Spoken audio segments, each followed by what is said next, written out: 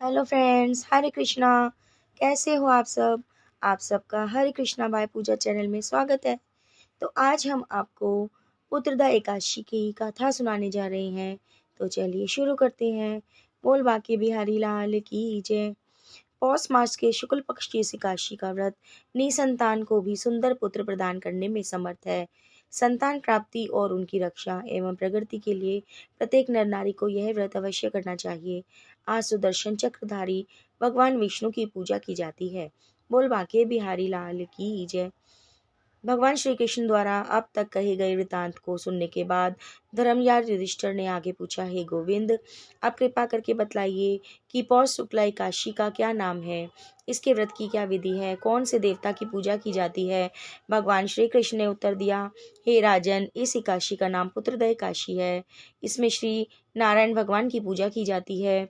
इस चर और अचर संसार में पुत्रदा एकादशी के व्रत के समान कोई और दूसरा व्रत नहीं है।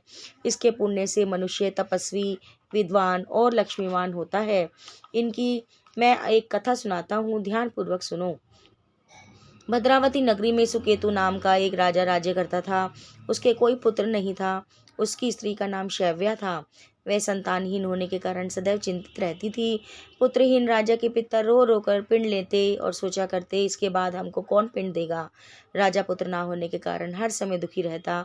उसे बंधु बांधव, धन आदि, हाथी घोड़े, राज्य, वैभव सब अर्थहीन प्रतीत होते। राजा सदैव यही विचार करता रहता, मेरे मरने के बाद मुझको कौन पिंडदान देगा। बिना पुत्र के पितरों और देवताओं का ऋण कैसे चुकेगा। जिस घर में पुत्र ना हो उसमें सदैव अंधेरा रहता है, इसलिए मुझे पुत्र की उत्पत्ति के लिए प्रयत्न करना चाहिए। जिस मनुष्य के पुत्र ना का मुख देखा है वह धन्य है। उसको इस लोक में यश और परलोक में शांति मिलती है, अर्थात उसके दोनों लोक सुधर जाते हैं। पूर्व जन्म के कर्म से ही इस जन्म में पुत्र धन की प्राप्ति होती है। राजा इसी प्रकार रात दिन सोचा करता, चिंतित रहता। राजा ने अपने शरीर के त्याग देने का विचार भी किया, परंतु आत्मघात का महान पाप समझकर उसने ऐसा नहीं किया। एक दिन राजा अपने घोड़े पर चढ़कर वन को चला गया। पक्षियों व वृक्षों को देखने लगा। उसने देखा वन में मृग, व्याघ्र, सुअर, सिंह, बंदर आदि अनेकों जानवर अपने बच्चों के साथ भ्रमण कर रहे हैं। हाथी अपने बच्चों और हथनियों के साथ घूम रहे हैं। वन में कहीं गीदड़ अपने कर्कश स्वर में बोल रहे हैं, कहीं उल्लू चीख रहे हैं। वन के इन दृश्यों को देखकर राजा को अपने पुत्रहीन होने का दुख और अधिक पीड़ा देने लगा। उसी उदासी और सोच विचार में दोपहर हो गई। वह विचारने लगा कि मैंने कई यज्ञ किए, ब्राह्मणों को सुंदर भोजन तथा दान देकर तृप्त किया, फिर भी यह दुख मुझको क्यों प्राप्त हुआ। प्यास के मारे अत्यंत दुखी राजा पानी की तलाश में इधर उधर फिरने लगा। थोड़ी दूर पर राजा ने एक सरोवर देखा। उस सरोवर में कमल खिल रहे थे और सारस, हंस, मगरमच्छ आदि विहार कर रहे थे। सरोवर के चारों तरफ मुनियों के आश्रम थे।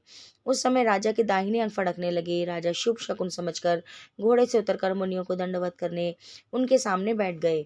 राजा को देखकर मुनियों ने कहा, हे राजन, हम तुमसे अत्यंत प्रसन्न हैं। तुम इस जगह पर कैसे आए, सो कहो। इस पर राजा ने मुनियों से उनका परिचय पूछा, फिर अपनी व्यथा सही।